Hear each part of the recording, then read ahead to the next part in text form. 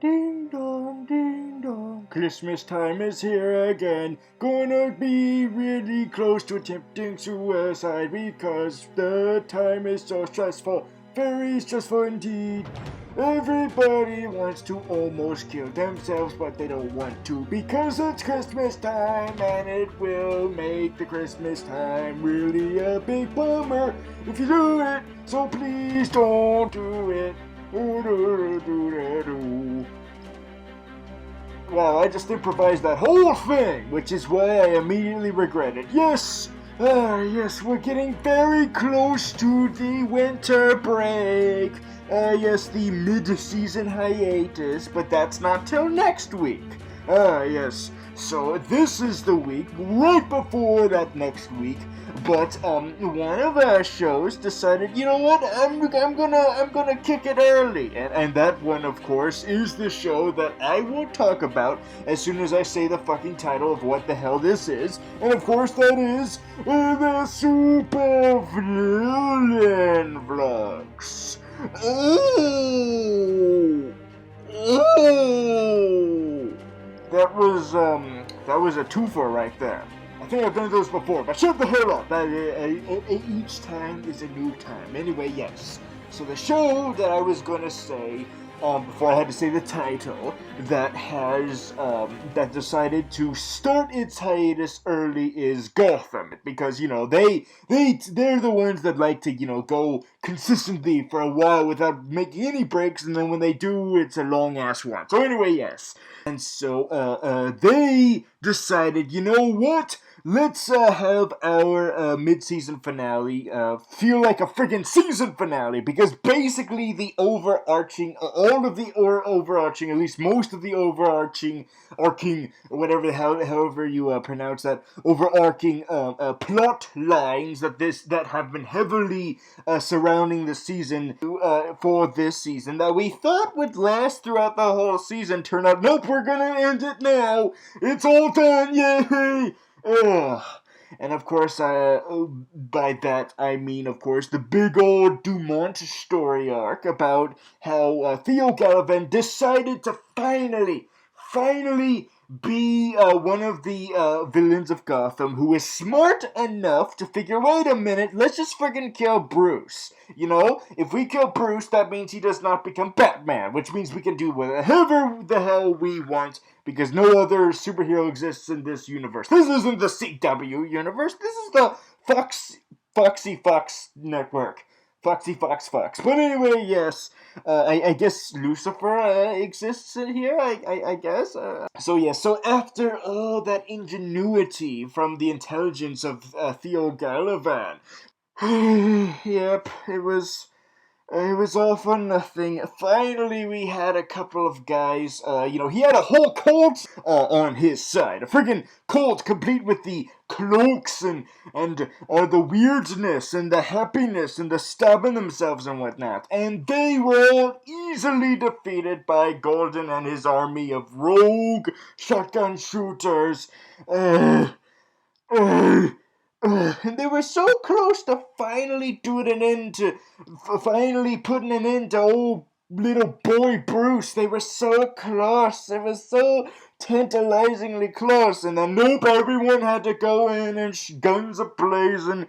I shouldn't say that right now, but what I mean is, shooting all of the cult members, including the old leader guy, who I also thought would be more important this season, but wound up dying immediately.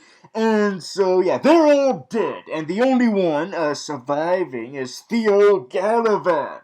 Now, should I explain exactly what happened to old Theo Gallivan? Well, frankly, I didn't really care. Like, even though I admire his intelligence, I should say. I lack intelligence to say intelligentness. But anyway, what I'm saying is I do admire him for that. He was the only one smart enough to figure, like, hey, let's freaking kill Bruce Wayne. And I have a whole cult on my side to freaking do that. But, man, I say freaking a lot. Oh, gosh. But anyway, what I'm trying to get at is that even though I admire his intelligence, the thing about him is that he's a made up character. I mean, I know there's the theories like, oh, he might be Ra's al Ghul. Oh, he might be he might be friggin' what the hell is his face name? Azrael, yes, Azrael, because he's a Dumont. But anyway, but even despite all that, still, I had a very much lack of him. He was pretty much just the generic guy to be like, oh, hey, we need a big bad this season, but we don't want to use anyone for comic books. Let's just make one up and make him the most generic type of business suit wearing mastermind we could possibly come up with. And that was Theo Gallivant. So I'm not too sad about what winds up happening to him. But I won't go into detail because I'm saving that for this week's personal vlog, yes. And from what I heard, it's a twofer, so go check that or not. Oh, finey dokey, I don't control you. I'm not the purple man. Speaking of which, I'm still recovering from that bullshit that happened last week. Oh, good God, I'm still a little hazy on the details, my gosh. Ugh. But luckily I did go on Netflix and I was able to finally watch what I intended to watch. And of course that was BoJack Horseman. And then Orange is the New Black. That has the Glinda the Good Witch from The Wiz. Oh. So anyway, let's yes. The last thing I'll talk about regarding Gotham is that right at the very end we have a big epic lead up. A teaser for the next big villain. Because I don't mind that Gallivant is the hell out of the season. No, we need a new big bad now. And this time, I believe it's an opportunity to get someone who actually is from the comic books this time. Someone who is glorious and is deserving to have such a title of big bad for a season. And who is it? Hugo Strange? Christmas has come early. Actually, it won't because we won't technically get Hugo Strange until next year. But yes, Hugo Strange. Yes. Played by B.D. Wong, which means he'll basically play the same exact type of character he played in Jurassic World. Yay, mad scientist! Yes, B.D. Wong. Yes, thank you, Gotham, for that lead-up. It was fantastic. Now let's move on to the next... Wait a minute. What are you doing, Gotham? You're still going? No, you don't have to keep going. You satisfied me enough with Hugo Strange. He's like the best doctor named Strange other than Dr. Stephen Strange and Dr. Strangelove. You're done, okay? You don't have to keep going, Gotham. You already sold me. What's that? You want to tease another villain? You want to do that again? Okay, who is it then? It's Mr. Freeze, okay. You would think that because Mr. Freeze is gonna be on here, I would be more excited because of how glorious he is at super villainy. But it turns out I've done some hanging out with him recently, and he's kind of a big ass jerk. Plus, I think Graviton ran him over with his DeLorean in that Maze Runner review he did. So I think he's freaking dead. So I'm not too excited about Mr. Freeze, but this is gonna be young Mr. Freeze. This is gonna be back when he was all whimpery, wormy about his sick wife. Although I know if I had a sick wife, I'd probably be doing what he'd be doing too, so I shouldn't be saying that. But still, I don't want to see that version right before he becomes a supervillain. I want to see after. But as you know how Gotham is. Wait a minute. He actually is a supervillain. Oh my God! They skipped right to when he's actually Mr. Freeze, didn't they? Wait a minute. This kind of emphasizes on how a lot of the other villains still aren't villains yet, and yet you've already got Mr. Freeze being a Mr. Freezix? Whatever the hell. We're getting Mr. Freeze, so I don't care about how soon they're blowing their supervillain wad. What matters is that they did it anyway. So the more villainy, the better, I say. And who knows, maybe he'll be more likable now that he's been reincarnated into a younger form. Now that he's no longer that big blabbery asshole Austrian guy who slept with his maid or something. I don't know. That's dated reference anyway. Alright, let's move on now for reals. Over to Supergirl. Yes, Supergirl. Oh, yes. They don't hold back on the villainy, at least in every other episode. I mean, last episode, we just got a more of a retread of old Maxwell lore, but this episode is when we finally get to the more super villainy, and of course, this time around, we get, T.O. Morrow, yes! Yes, T.O. Morrow. Oh, good old T.O. Morrow. Very nice young, reliable scientist. You can always count on him to, of course, you can always count on old T.O. Morrow. Really stupid name, but then again, this is based on comic books, and they didn't bother changing it to a less stupid name, so he's still gonna be old T.O. Morrow. Anyway, you can always count on him to make the most evil and maliciously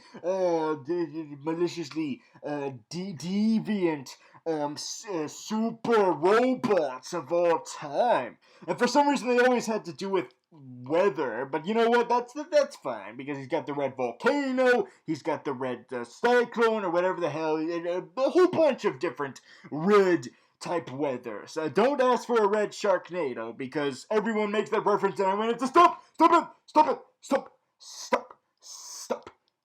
it. But yes, so you can rely on old T.O. Morrow to create the evilest of robots that for some reason have to be based on natural disasters. So which one is he whipping up for Supergirl this time? Which one is it? Oh, it's Red Tornado. Yeah, damn it. Okay, here's the thing about Red Tornado. He becomes a superhero. We all know it. He's one of the most famous superheroes in DC. Well, you know, outside of like the top 7 or 8 or 9 or 11 or 16 or 20. But it's a top 20. I'd say top 20. Maybe top 15, maybe top 37, I don't know. Top 37 for sure.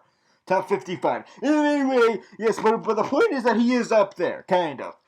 Maybe. Sort of. So because he's so well known as a superhero, it's obvious that he's just here to redeem himself and become a superhero. I mean, at first they get my hopes up that maybe they'll make him a super villain in this version because he loses control from T.O. Morrow and he's like, hey, I'm gonna do this myself. I'm gonna friggin' destroy Supergirl and make Lois Lane's asshole of a father be all mad at Supergirl, be a friggin' dick. But I'm not going to emphasize too much on General Lane because he's not a supervillain. He's more of a J. Jonah Jameson type character. You know, he's more of an asshole than a supervillain. More of a douchey bag than a supervillain. You know. So anyway, yes. So, anyway, and at first, you know, that got my hopes up that he was going rogue against his master. But then it turns out that the master was actually controlling him the whole time, which actually got my hopes up switching over to T.O. Morrow. Yes, because I know that T.O. Morrow has the potential of being a super villain after all. He's T.O. Morrow. Stupid name and all. Yes, so he's like, okay, that means he'll control Red Tornado to be a super villain, but then when he loses his control, then that means that Red Tornado will be free and become a superhero, which means he can screw off, and that means that T.O. Morrow can now devote his time for something more productive, an actual super villainous robot this time around. Yes, move on from your first failure, T.O. Morrow. Create a new one. So Supergirl's cousin shows up and stops T.O. Morrow by killing him. Wait, what? What? You killed T.O. Morrow? God damn it! All that waste? He was supposed to create all of these super villainous robots, and you killed him! You freaking killed him! Now we're never gonna get those evil versions of Red Tornadoes. Well, maybe we can.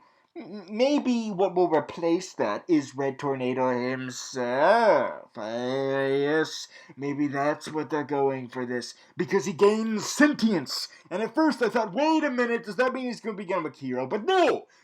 Supergirl decides, screw it. I'm just going to freaking use my anger at my personal problems that most of the viewers are less interested in than, actual superhero stuff. And I'm gonna friggin' use my heat vision to explode Red Tornado before I even realized that maybe he had a sentience and maybe he was just trying to adjust to it. So she explodes her. Good. I'm glad he's dead, because if he still was living, he would have become a superhero, and I don't want that. Although, there was still the chance that maybe he would have still been villainous. But anyway, either way, they just wasted freaking Red Tornado and T.O. Morrow. What the hell, Supergirl? You keep doing this. You're just like freaking Flash. Oh my god, what the hell? Ugh. Ugh.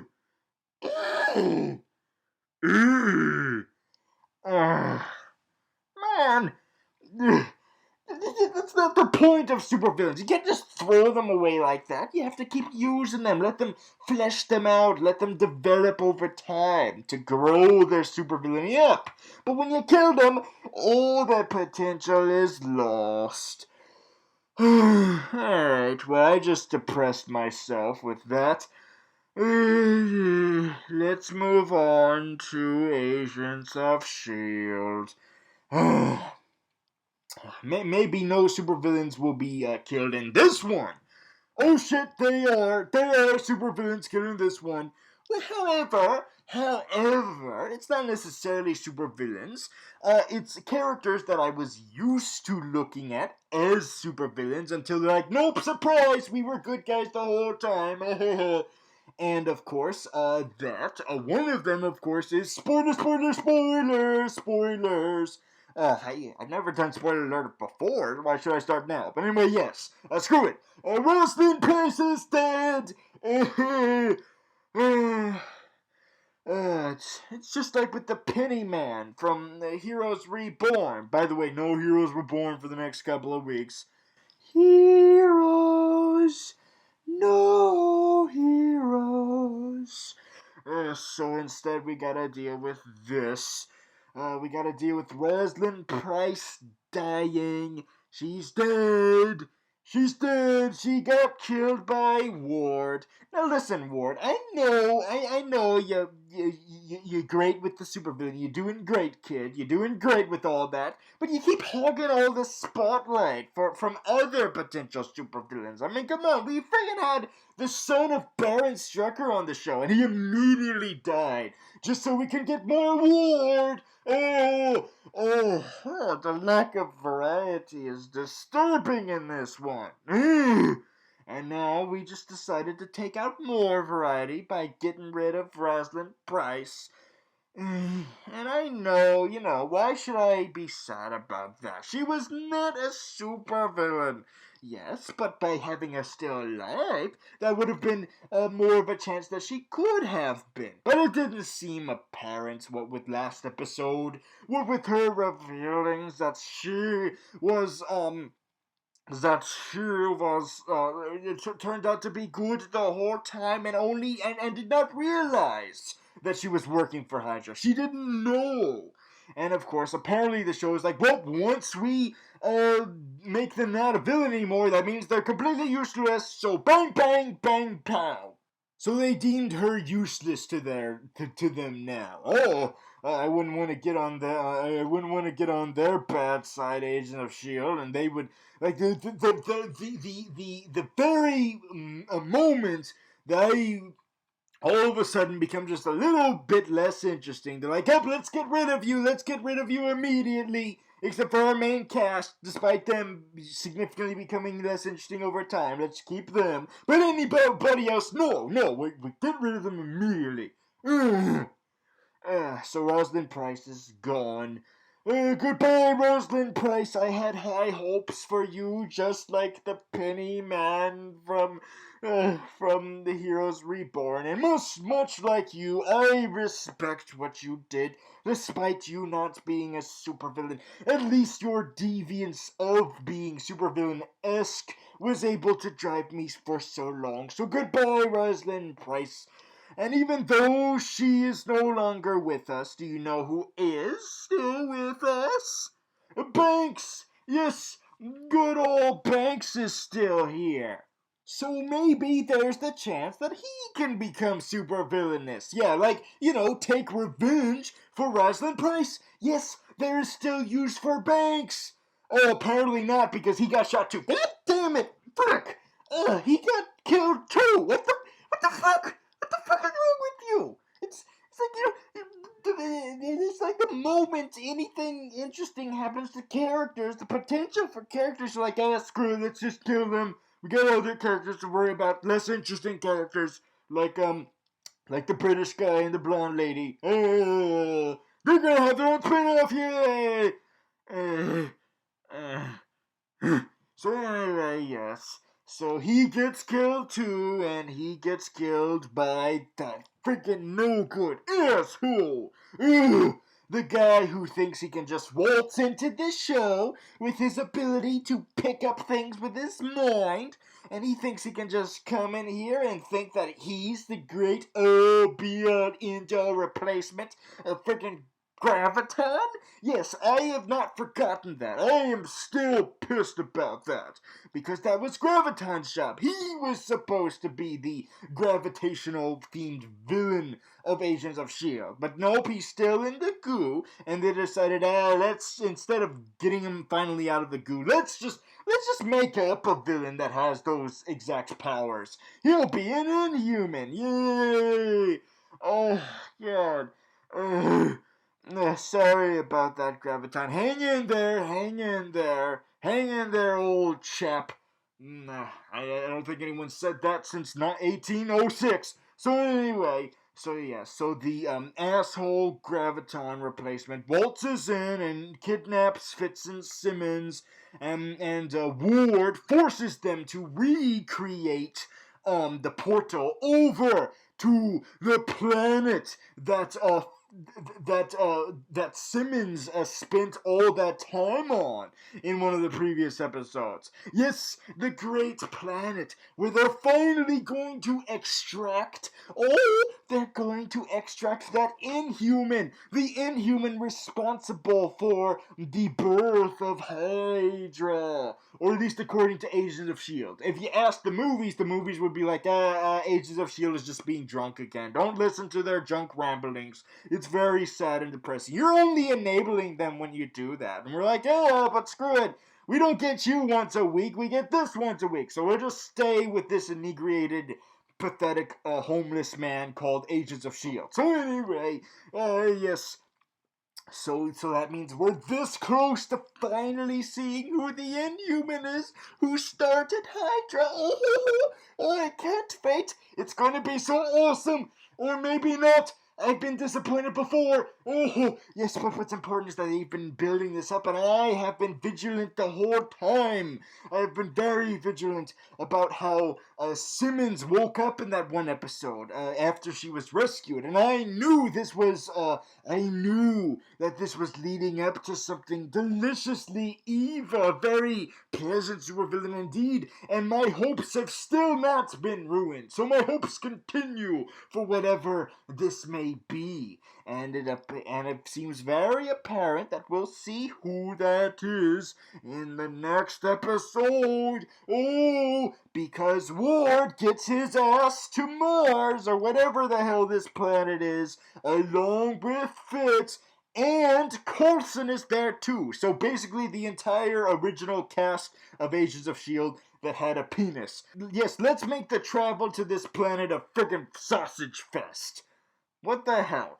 That is sexist. That is sexist as fuck. Now you're being exactly like the Fantastic Four movie. Only the boys get to go to space. No girls allowed. So yeah, so they're all in. So they're all on the other planets now. The ones that have a penis anyway. So it's gonna be very interesting next week to see what happens. Oh, are we gonna lose one of them? Are we gonna lose Ward? Okay, fine, whatever. Are we gonna lose Fitz? No, super villain intentional. Are we gonna lose Coulson? Sure, well, fine, why not? But the point is that whatever the hell happens, it's gonna be on this other world, which means we're gonna have to adjust our eyes to always seeing blue, because it's a blue world. Yes. I believe that wraps it up for Agents of S.H.I.E.L.D. So let's move on over to the next episode to talk about. And it's not just one episode, it's two! Because CW has decided to make their two children have incest. And by that I mean they got their two shows, Flash and Arrow, to cross over, yes. I probably should have used a better metaphor, but you know how I am. My mind always goes for the worst thing ever. That's why I started the show with a Christmas song about suicide. Anyway, yes. So, yes, another crossover between the two. Of course, we all remember the first crossover they did last year, so apparently this is how it's gonna be. Every time near Christmas, there's gonna be a big crisis that's gonna coincidentally have those two specific heroes team up. And that's how it's gonna be. And they're probably gonna notice that, and that's when they become self-aware, which is when they have to be killed. So anyway, but before that day comes, they will continue to have crossovers each year in an organized fashion. Maybe towards the season ends too, since they sorta did that towards the season finales last time. So maybe that'll happen too. Yay for formulas! For TV-wise, probably gonna wonder why the hell that goes on in the TV universe itself. But anyway, yes. However, the formula isn't too much the same. It actually has been shifted up a bit because last year when these two shows had a crossover, it was very much of each episode having its own plot, its own story, and it just happens that the characters were showing up. It was like Flash was doing his own thing, and then needed Arrow's help, and then Arrow was doing his own thing, but needed Flash's help, and that was basically what happened. Yes, very coincidental and whatnot, and it's what they all do for crossovers. That's what Bones and friggin' Sleepy Hollow did. What the hell? So anyway, yes. That's what they did last year. But then they realized, well, wait a minute, that's freaking stupid. Let's do something else instead. Yes, let's do something instead this time. Yes. Now there's a downside of that because last time the way they did it allowed for two villains. Yes. One villain for each episode. Yes, the Rainbow Raider. Oh God, him. I mean, I'm not too pissed on him. He does his thing. He does his Rainbow Raiden thing. Whatever. But he was nothing in comparison to the other villain used for that crossover. That was used for the Arrow episode, because, the Flash episode had Rainbow Raider, so whatever the hell, but the Arrow episode, that one had Captain Boomerang, one of the most badass villains ever to be used by these CW shows. Too bad he's not gonna be used ever again because the movies are like, no, no, no, we gotta use him and make him basically a metrosexual. But a good metrosexual of that, a badass metrosexual. What was I saying before? But anyway, yes, we gotta use him for the movies, okay? You can't use him anymore. And you can't use Slade anymore either. Even though we haven't been using him since. So anyway, yes. So yes. So that's the downside of instead focusing on just one specific story. But to make up for it, of course, you would have to make sure that the one villain you used instead of two was the most badass of all badassery of badassness possible in the realm of super villainous badasses. And did they deliver? Well, fuck yeah, they delivered, because they finally gave us, yes, they gave us, it's too beautiful for words. Alright, breathe, Bloodnofsky, breathe. Okay. Okay. They gave us Vandal Savage! Yes! Vandal Savage! The glorious Vandal Savage! The badass known as Vandal Savage! One of the most evil, deviant, most deliciously evil, powerful, not just evil, but also powerful, most prominent supervillain ever to be in DC. One of them, of course, you also got your Darkseids and your Lex Luthors and your Ra's al Ghuls and your Jokers, but no, Vandal Savage holds a candle to all of them. Is that how you say it? I don't know. But anyway, Vandal Savage is way up there, is what I'm trying to say.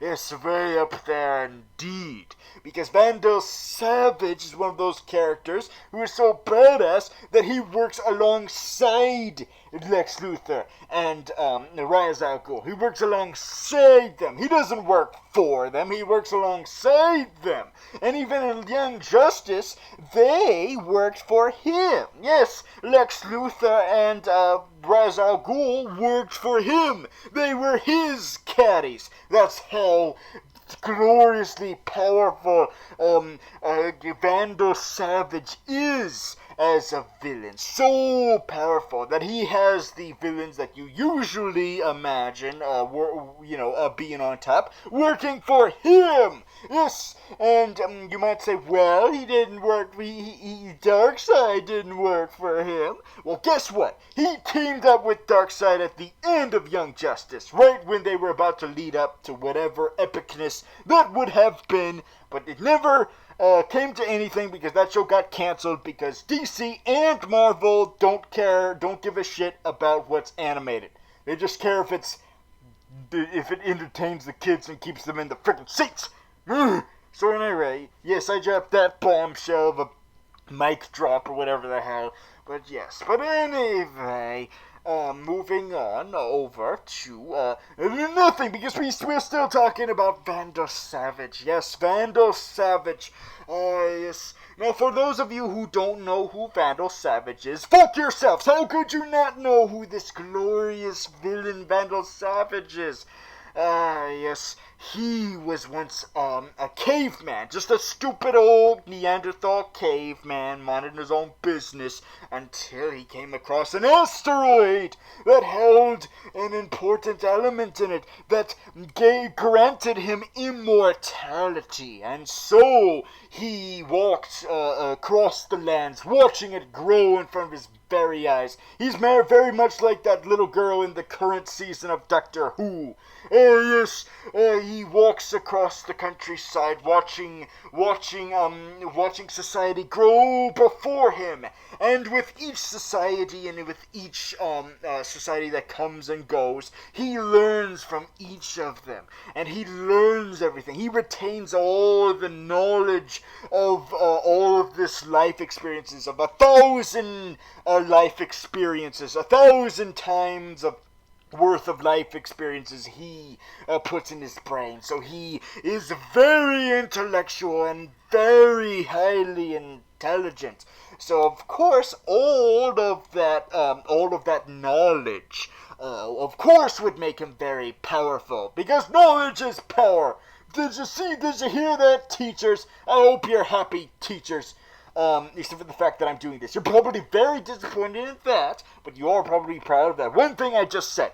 Knowledge is power. So yes, so he uses his knowledge to know how to throw freaking knives. What, that's it? Just knife throwing? He just throws a bunch of knives at people in the Flash episode? No, he knows more about that. Maybe he's just saving his other skills for later. So yes, so what is Vandal Savage doing? Yes, what is one of the most glorious supervillains that DC has to offer doing in this episode?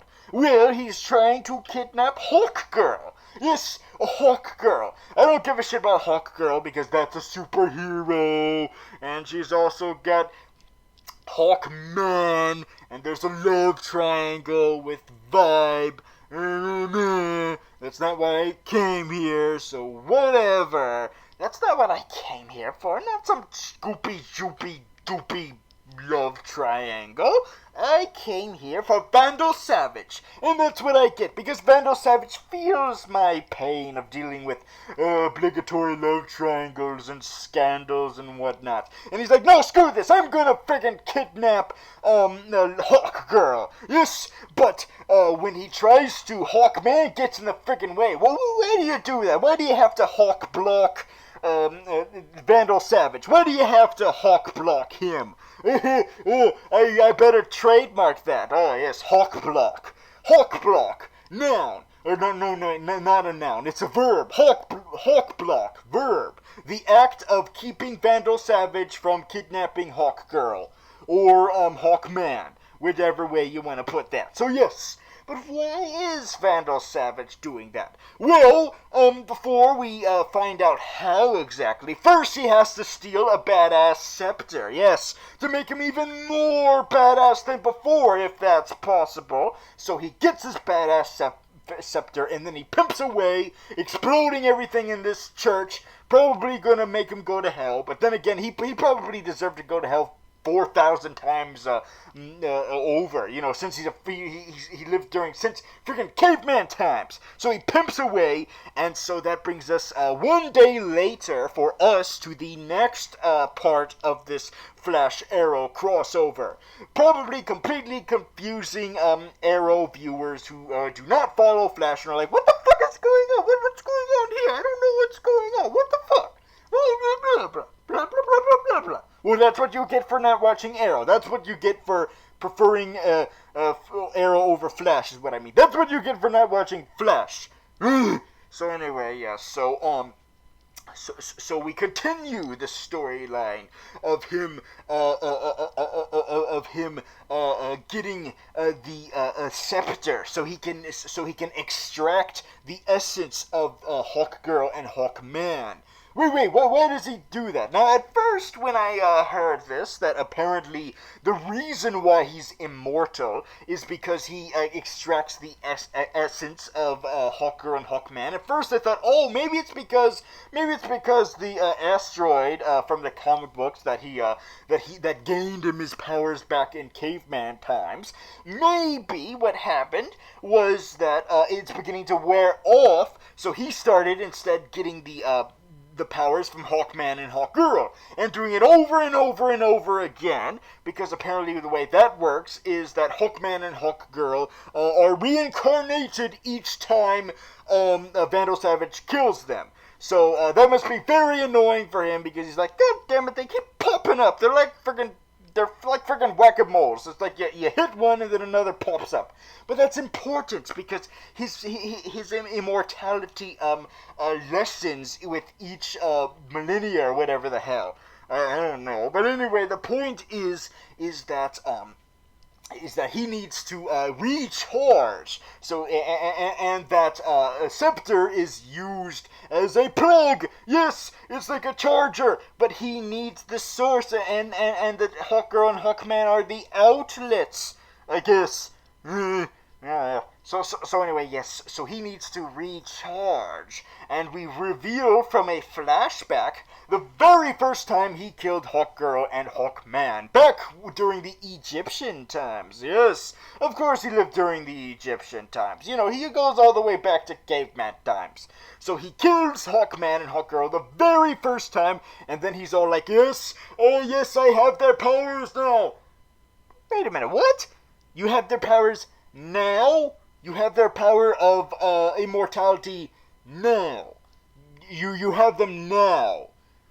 So this is how he becomes immortal? Which means he's not a caveman? Oh, god damn it. I was gonna make so many Geico caveman jokes. Now I can't say any of them. So many Fred Flintstone jokes, so many Croods jokes, so many The Good Dinosaur jokes, so many Arnold Schwarzenegger jokes. All of these jokes down the frickin' toilet now. They're all down the toilet. So many caveman lawyer jokes, so many Captain Caveman lawyer jokes. They're all down the drain. Yep, he's not a caveman in this version. Instead, he's an Egyptian. Well, I guess that means I can instead replace all those potential caveman jokes instead with Egyptian jokes. Walk like an Egyptian. King Tut. Da-da, da-da, da-da, King Tut. Oh, that reminds me. Apparently he's this show's version of King Tut. Oh no, I'm having horrible post-traumatic stress disorder flashbacks. My time traveling times. Oh god, oh shit. Okay, calm down, Bloodnofsky. Calm down. Just calm down. Okay, alright. Okay, so anyway, yes, so he's an Egyptian now. But wait a minute, if this is the way he gets his powers, then that means there's no asteroid. Well, apparently the writers of the show realized that, so they're like, oh, let's just shoehorn an asteroid in there then. There's the asteroids. I don't know what the fuck that has to do with him killing them, but sure, why not? Get the asteroids in there somehow. Yes, so that's his origin, and now that we know it, now we get the epic battle between Arrow and Flash and the Hawks and the glorious Vandal Savage. Yes, oh, it's so glorious, yes. Oh, that ended quickly. Oh, sweet, he killed everybody. Awesome. Yes, they all dissipated into skeletons. Sweet. Oh, great. Oh, now these shows are going to be awesome now that it's the Vandal Savage show. That's so Vandal Savage. Oh shit, Flash went back in time. God damn it, he time traveled back in time. Jesus Christ. It was bad enough when he did that last, the last time, the previous season. He erased all this glorious villainy that happened. God damn it. That's okay. I'm sure Vandal Savage can do it 1,000 times over. He's so badass. He can do it again. Oh shit, he didn't. Oh no! He turned into a skeleton! No! One of the most badass supervillains of DC. Probably not used in the movies. That's probably why he's allowed to use here. And they killed him. They turned him into a skeleton with ashes and everything. Oh, God.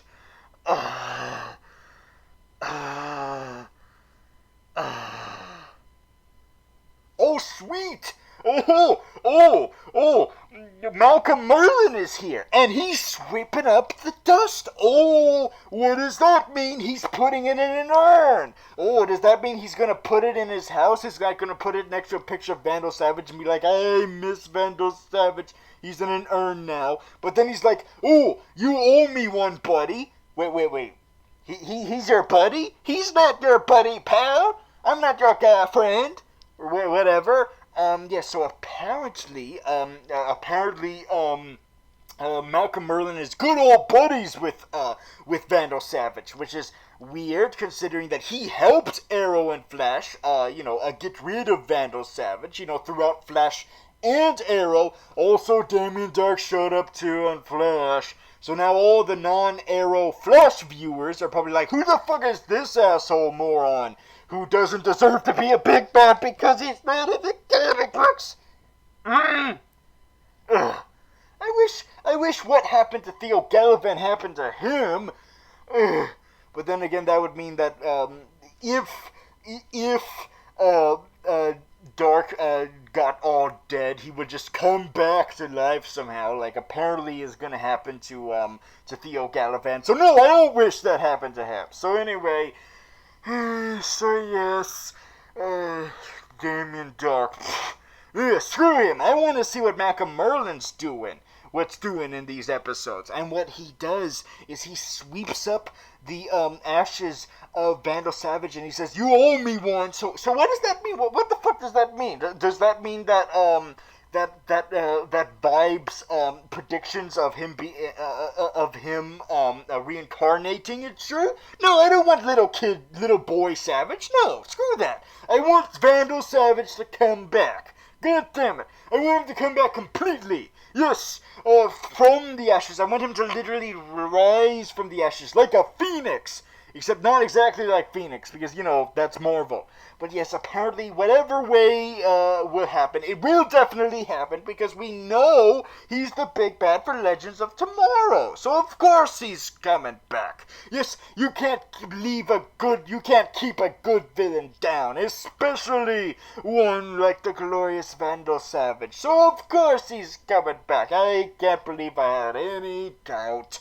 I just hope it's in a badass way and not in a stupid way, but, you know how it is. So yeah, so that's the week of super villainy. The penultimate week of super villainy recapping for the year of 2015, because we've got one more to go. So yes, so let's rank the villains. Now, the most badass, of course, is freaking Vandal Savage. Of course it's Vandal Savage.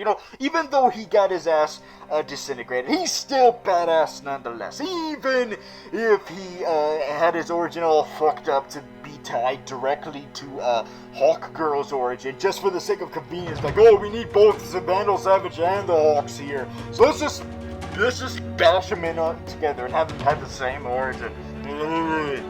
Even with all that, he is still glorious, undeniably badass, and he still looks kind of like a caveman, even if he isn't one in this version. Yeah, I wanted him to still be a caveman.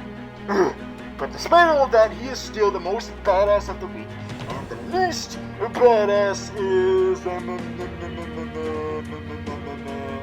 Red Tornado, because he wasn't even supposed to be a villain. They were just like, let's just waste a villain here. Let's have it be one that's supposed to be a really important superhero. Top 67, top 100, top 2008.